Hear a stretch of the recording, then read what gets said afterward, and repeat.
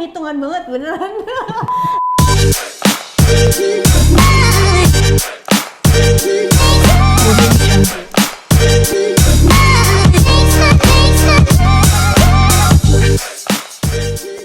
Hai, balik lagi sama aku Olivia Louis. Kita ada di segmen obrolan dapur. Hari ini kita akan bahas tentang karyawan biasa bisa nggak sih punya tabungan ratusan juta. Dan hari ini seperti biasa aku akan ngobrol sama suami aku. Halo, gua Peter. Oke, jadi bisa nggak sih sebenarnya karyawan biasa punya tabungan ratusan juta? Bisa aja sih kalau gaji 200 juta langsung punya tabungan 100 juta. Bener nggak?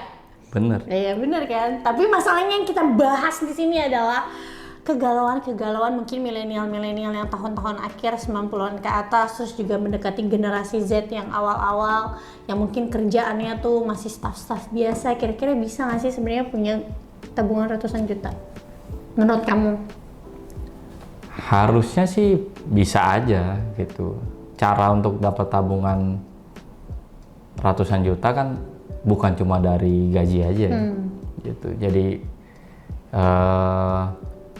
tergantung gajinya berapa juga, tergantung kebutuhannya berapa juga. Jadi ya mungkin kalau teman-teman familiar kan banyak financial planner tuh selalu bilang nih,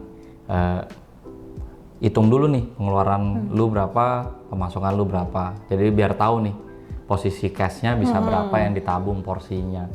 Terus gimana cara punya tabungan ratusan juta? Mungkin bisa aja juga dengan punya side hustle, punya penghasilan tambahan gitu. Oke, jadi tadi kan Sayang bilang bisa.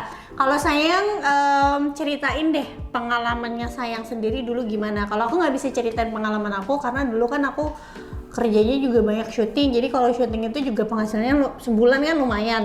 Jadi nggak relate kan. Kayak kita tanya ini ya memang orang yang kerja di kantor karena banyakan orang kan kerjanya seperti itu kan, mayoritas gitu. Kalau dari Sayang sendiri dulu sebelum nikah, pertama kali Sayang bisa punya tabungan tembus 100 juta atau lebih itu di tahun keberapa kerja? Wah, nggak inget ya tahun berapanya Pak, persisnya nggak inget ya. Cuman yang pasti sih dulu cara punya tabungan dulu deh ya, karena kan kalau nominal ya lupa lah udah ya, maksudnya udah lumayan lama lah. Ya gitu. mungkin clue aja kalau waktu tahun 2015 kita nikah itu Sayang udah bisa beli apartemen ratusan juta, terus sama biaya nikah kita guys 90% uangnya dari dia dan kita nggak minta orang tua.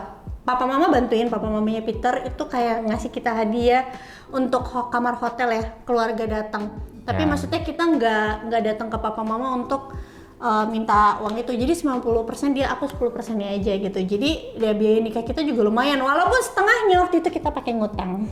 Tapi setengahnya itu nggak setengah lah. Nggak setengah. Apa? 25%. Iya, pakai ngutang. Tapi selebihnya itu biaya nikahan kita kan juga dulu ratusan juta ya, itu tahun 2015.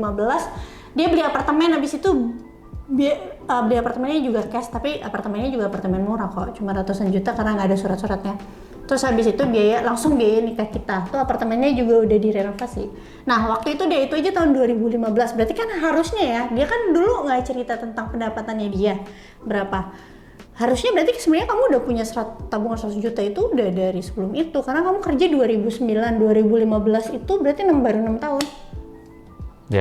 Ya maksudnya pas itu sih ya kalau cuma ngandelin gaji pasti nggak bisa gitu ya.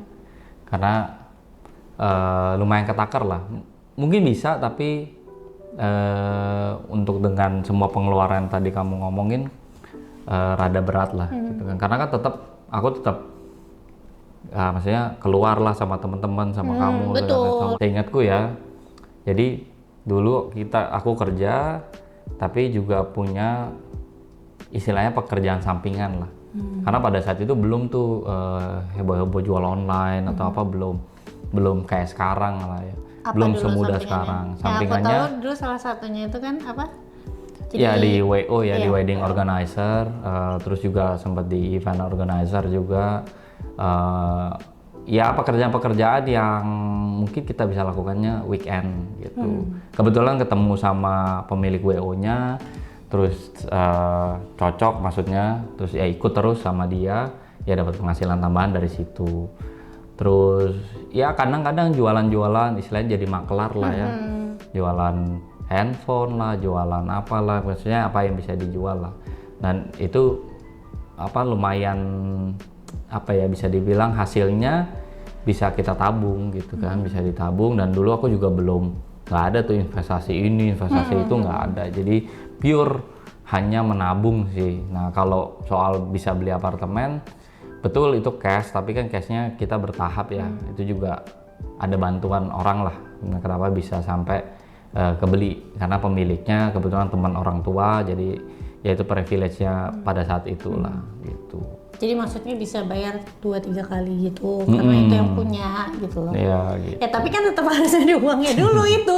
Gimana? Masa nggak ada uangnya? Emangnya kan kamu bayarnya dalam 1 tahun langsung 2-3 kali. Iya. Oke, itu. Nah, cuma kita disclaimer dulu ya teman-teman. Mungkin kondisinya Peter itu, walaupun dulu tuh Peter cuma baru staff biasa, dia juga start gajinya kalau teman-teman yang udah nonton episode 1, start gajinya Peter tuh bukan lulusan luar negeri atau lulusan Episode 2 dong. episode 1 sayang. Oh iya episode 2. Bukan lulusan luar negeri atau lulusan universitas negeri yang kalau misalnya masuk kerja start gajinya langsung 2 digit, nggak gitu ya. Dulu bahkan mulainya juga di bawah UMR gitu. Tapi aku mau koreksi. Apa? Kuliahnya di universitas yang namanya luar negeri. Iya, namanya doang luar negeri. Namanya doang luar negeri. Jadi orang kalau denger kayak, oh sekolahnya dari UK ya, padahal mah nggak, di Jakarta kampusnya. Iya kayak gitu. Jadi sama kalau misalnya aku disclaimer dulu, tadi balik lagi. Nah, karena gaji yang gak gede, tapi Peter itu ada privilege dalam artian waktu itu dia itu masih tinggal sama papa mamanya, ya kan? Jadi ya banyak makan kalau di rumah juga dari papa mama gitu kan? Iya lah. Nggak bayar listrik gitu. Jadi mungkin di situ savingnya bisa banyak. Karena mungkin kan banyak anak-anak di umur yang segitu mungkin udah ngekos sendiri atau udah keluar uang makan sendiri gitu. Sama mungkin bedanya kalau zaman sekarang ya kalau aku lihat gitu kan. Karena mungkin kemajuan sosial media, jadi orang kayak, pengen nih makan di sini, pengen nih yuk ke Bali, yuk ke luar negeri lah gitu kan. Jadi hasil kerjaannya lari ke budgetnya untuk hal-hal, maksudnya leisure lah gitu ya, untuk kesenangan. Nah kalau zamanku dulu kan dapat gaji ya oke, kita dulu lagi hits-hitsnya bisa Kemang, zaman dulu di Kemang kan di Jakarta ini sangat hype lah, belum Senopati itu belum kayak sekarang lah gitu kan. Jadi mainnya mungkin di daerah Kemang, tapi itu pun juga paling nongkrong-nongkrong sama temen, nggak terlalu menghabiskan uang banyak sih gitu. Ya itu kan sebenarnya tergantung dari individunya aja mau nongkrongnya seperti apa. Memang kalau aku lihat tuh dulu Peter itu orangnya nggak yang konsumtif gitu sih. Maksudnya kita juga kalau pacaran juga seperlunya dalam artian lebih seringnya tuh nonton sama makan aja ya. Makannya juga biasa, bukan yang kayak kita harus cari tempat yang fancy, dinner berdua, nggak gitu. Dia dulu orangnya perhitungan banget beneran. Tapi ya Mas Nika berubah total kan. Terus sama ini kita juga waktu pacaran dulu kita nggak pernah tuh yang kayak liburan misalnya ke Bali berdua gitu, nggak pernah guys. Jadi liburannya masing-masing. Iya Nah liburannya tuh masing-masing dia ada berapa kali sama teman-temannya, tapi juga teman-temannya bukan tipe yang hedon gitu ya, bukan. Bukan. Terus aku juga waktu itu ke Bali sama teman-temanku gitu, ya udah kita ketemu kayak sebentar, abis itu ya udah kita misah kayak gitu. Nggak pernah yang kayak liburan berdua ngabisin duit sekian nggak pernah kayak gitu. Kita tuh baru liburan berdua itu ya pas honeymoon ya sayang ya, ke Bali baru ya, karena itu juga kerjanya udah enak, jadi ya honeymoonnya juga udah lebih enak lah. Beda-beda pas pacaran enggak. Hobinya juga kamu dulu cuma ngeband doang ya maksudnya? Ya maksudnya lingkungannya memang enggak itulah, cuma paling basket sama teman-teman. Nongkrong pun juga dulu di daerah Sabang, Menteng, Jakarta, maksudnya di ya makanan-makanan pinggir lah gitu. Kebetulan ketemu teman-temannya yang begitu ya. Jadi bukan yang harus ke klub atau apa. Iya, jadi kalau sekarang kan kelihatannya ya, kalau aku lihat banyak orang-orang kantor itu, karena kantornya mungkin di daerah Sudirman, dulu aku juga di daerah Sudirman, maksudnya pulang misalnya habis gajian ya tanggal 25 gitu, langsung nih makannya di tempat-tempat yang ya bagus, bukannya nggak boleh sih, ya sah-sah aja gitu kan, Cuman jadinya itu membuat kita jadi lebih boros lah. Belum lagi tambah kopinya.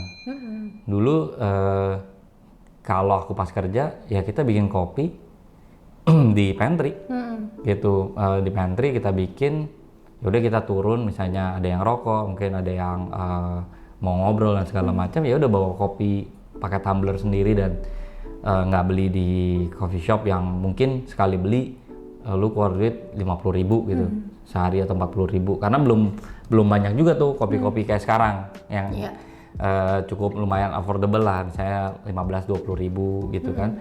Nah tuh kalau dulu kan coffee shop ya ada tuh yang si ijo itu kan gitu kan, itu lumayan mahal tuh. Dulu sekali ngopi mungkin 30 sampai 50.000. Nah bayangin aja 50.000 kalau lu kali 20 hari 1 bulan dikali 1 tahun. Nah berapa uang yang lu keluarin gitu kan. Sebenarnya walaupun saya juga pada saat itu tuh bisa aja kan beli itu, tapi Iya, kan masalah kalau pilihan bisa, kan. Iya, Iya, gitu. Ya mungkin sekali-sekali boleh Iya, gitu kan, nggak, tapi jangan sampai, karena ada yang beberapa temen ya ada yang kayak tiap hari tuh harus minum itu, walaupun dia dengan segala macam alasan ya, tapi buat aku pas itu rada kurang make sense aja sih gitu. Terus kita juga dulu pas aku masih pacaran sama suami, kebetulan kan kantor suami karena dulu aku ngekos di daerah Setiabudi, jadi suami suka lah mampir gitu ke kosan. By the way, kosan aku nggak bebas ya guys, jadi ya kalau main doang itu boleh. Kita tuh juga lebih seringnya tuh makan-makan yang kayak di depan kosan gitu ya, yang kayak ayam bebek, yang murah-murah gitu, murah tapi enak. Terus ayam cabai hijau, yang gitu-gitulah pokoknya ya kan. Jadi ya kalau dulu nih, tapi kan kamu lihat gaya hidup aku kan lumayan. Kalau aku buat main sih duitnya habisnya, sebenarnya bukan buat barang. Kenapa? Iya gimana? Sampai aku nggak punya tabungan dulu. Aku bertolak belakang banget dulu sama dia. Ya nggak apa-apa kan, buktinya bisa berubah Iya. kan, walaupun sulit, walaupun apa namanya, tapi kebiasaan yang barunya bisa kebentuk kan. Iya. Ya ke lingkungan kamu kayak gitu. Dulu aku ngelihatnya ya, oh iya oke, dia suka misalnya party lah sama temen-temen kan segala macam. Cara aku kan selalu dulu ya aku nggak temenin. Iya benar. Jadi Nah, aku aku nggak dulu usah kalau ikut. pergi sama teman ya pergi aja sama teman-teman. Peter tuh ikutnya kalau kayak ada special occasion aja gitu. Karena mungkin umur kita juga bedanya agak jauh sih, 4 tahun ya. Jadi ya. Aku lebih muda kan, Pak. Jadi dia udah pikirannya mungkin yang ke arah lebih serius gitu. Yang penting kan bisa tanggung jawab. Terus juga ya, mungkin kenapa Peter juga dulu bisa nabung banyak gitu. Ya maksudnya sedikit. Dulu rasio tabungan kamu berapa dibanding pendapatan? Bisa berapa? 50%? Lebih harusnya. Lebih. 50% lebih guys. Kalau aku. Kalau nggak bakal cukup juga. Iya betul. Itu aja masih kurang kan. Iya. Intinya kita nikah ya harus ada pinjaman lah. Betul. Tapi kan langsung kebayar. Karena dari uang ampau. Sesuai dengan hitungan Iya, kan. Gitu. dari uang ampau ya ketutup. Sesuai dengan hitungan. Iya. Jadi dulu tuh pas pacaran juga Peter itu ya dia tuh tipe pacarannya juga yang seperlunya aja. Makanya kalau mungkin kita sekarang ngelihat ya, kalau misalnya kayak di TikTok, di sosial media kayak cewek-cewek tuh kan kayak nggak mau pacaran kalau cowoknya yang nggak beliin skincare gitu. Emang ada ya? Ya, sekarang kan banyak yang kayak gitu. Ya nggak apa-apa ya juga. nggak apa-apa juga sih. nggak masalah. Cuma kalau Cowoknya mampu. iya betul. Ya, Kalau nggak cowoknya apa-apa. mampu nggak apa-apa. Cuma kalau kita dulu nggak kayak gitu. Aku nggak pernah minta kayak apa make up. Jadi sebenarnya cuma mau ngasih tau aja sih bahwa itu sebenarnya nggak matters. Nanti ketika udah nikah itu pasti bisa beda kok gitu. Ya kayak kejadian sekarang. Dia tuh kalau sekarang buat istri sama anak-anaknya dulu. Kalau buat diri dia sendiri justru pelit. Tapi ya saling belajar lah. Ya kan, sayang juga pas sama aku kan jadinya jadi lebih belajar kan untuk kayak ada hal-hal yang memang kayaknya nggak boleh deh terlalu dihitung-hitung. Ya iya, maksudnya karena hidup kan cuma sekali. Ya kalau masih worth it dibeli ya dibeli. Balik lagi gitu kan, tapi kan balik lagi ke konteksnya kan gimana nih kita pekerja atau profesional atau semualah, maksudnya lu mau bisnis mau apa kan punya tabungan, istilahnya pasti pingin punya tabungan kan, karena tujuan dulu nih tabungannya buat apa? Buat darurat kah? Buat dana darurat maksudnya, atau buat jalan-jalan kah? Atau mau ada yang mau dibeli kan? Jadi ya set tujuannya juga sih. Dulu mungkin aku secara nggak sadar men-set tujuannya. Apa? Karena dulu kenapa jadi orang yang rada perhitungan, karena ya papa mama itu dulu walaupun berkecukupan tapi pernah jatuh. Bisnisnya pernah jatuh di 98 karena krismon ya gitu kan, pada saat itu banyak impor barang, bayar pakai dolar, utang pakai dolar, akhirnya karena dolar 18.000 pas itu kan, tiba-tiba akhirnya lompat collapse. dari 2018. Iya. Jadi dulu tujuanku nabung bukan nanti mau nikah apa enggak, sebenarnya lebih ke takut kalau ada kembali risiko. ke masa lalu, which is sempat susah banget lah beberapa saat tuh, sempat sangat susah, walaupun ya habis itu Pao dapat kerjaan lagi, terus berbisnis hal yang baru, puji Tuhannya jalan gitu kan, tapi memang nggak bisa balik kayak dulu. Bisa balik kayak dulu, ya. Jadi bisanya hanya ya udah cukup sampai ya anak-anak cukup, keluarga cukup, bisa punya rumah, bisa makan dan segala macam lah ya gitu. Jadi ya ada tujuannya secara nggak sadar. Iya, subconscious ya. Secara nggak sadar kita punya tujuan. Artinya ya setiap kita mau nabung, ya tujuan lu apa dulu nih gitu. Kalau tujuan lu memang buat jalan-jalan ya nggak apa-apa, tabung aja. Misalnya mau keliling Eropa, ya lu butuh ratusan juta juga gitu sekali berangkat gitu ke sana gitu kan. Jadi ya balik lagi set tujuan, harusnya sih bisa kecapai gitu. Balik lagi tergantung pilihan hidup kan, mau hidupnya seperti apa. Sebenarnya kalau jalaninnya kayak kita zaman dulu juga oke-oke aja ya, happy-happy aja ya. Ya buat kita happy, buat orang lain belum tentu gitu sih. Kan. Tergantung. Gitu. Pada akhirnya nanti akan ada, kalian tuh akan ada di titik dimana ketika kalian ngeluarin uang segitu misalnya untuk happy-happy, itu udah nggak mengganggu cash flow kalian lagi gitu. Hidup itu kan berproses ya, kadang tuh kita ngelihat orang tuh pengennya langsungnya tuh lompat gitu, langsung dari sini maunya gaya hidupnya langsung lompat, tapi kan nggak bisa gitu. Kita juga mungkin bisa kayak sekarang ya, butuh waktu dari kita nikah 2015 sampai sekarang baru bisa lebih leluasa nikmatin, walaupun tetap ketakutan itu ada karena sekarang ada anak-anak kan. Ya tantangannya mungkin sekarang orang kenapa pengen cepet, karena banyak, aku nggak nyalain influencer ya atau sosial media gitu ya. Banyak mereka yang menunjukkan bahwa gue cepet loh, gue umur segini bisa segini, umur segini bisa segini. Pressure nggak buat kayak kita yang milenial, maksudnya udah 30-an something gitu kan, yang ngeliat gitu kayak, kalau aku sih pribadi ngeliatnya ya lu belum ngerasain hidup aja gitu loh, maksudnya oke, mungkin lu dapat kemudahan sekarang, tapi kan nggak tahu juga gitu besok-besok seperti apa, karena memang dulu pas kecil pun ngeliat gitu loh, flipnya papa mama itu cepet banget, dari yang sangat-sangat berkecukupan even lebih, kalau mau diambil ya gini doang gitu loh, kelar juga semuanya gitu. Makanya ya balik lagi, hidup proses aja sih. Mau nabung pun juga proses gitu kan. Gimana nih, gue udah kerja 5 tahun, tabungan gue 100 juta aja belum ada misalnya. Ya nggak masalah juga sih. Emang kenapa juga gitu. Nggak matters juga gitu, karena tabungan ya cuma angka kan, soal angka gitu sih.